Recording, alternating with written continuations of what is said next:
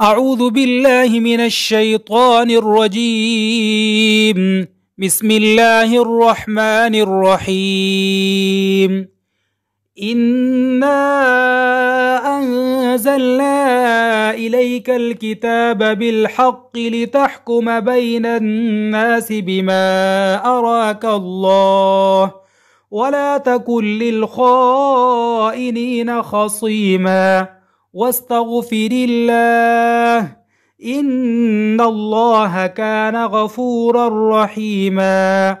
ولا تجادل عن الذين يختانون أنفسهم إن الله لا يحب من كان خوانا أثيما. يستخفون من الناس ولا يستخفون من الله وهو معهم إذ يبيتون ما لا يرضى من القول وكان الله بما يعملون محيطا.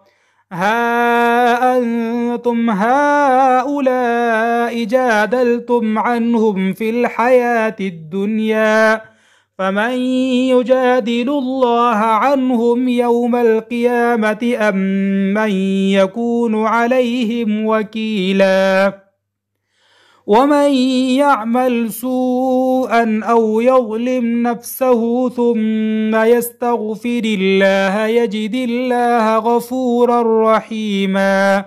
ومن يكسب إثما فإنما يكسبه على نفسه وكان الله عليما حكيما. ومن يكسب خطيئة أو إثما ثم يرم به بريئا فقد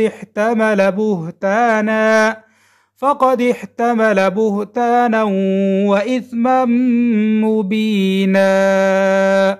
صدق الله العظيم.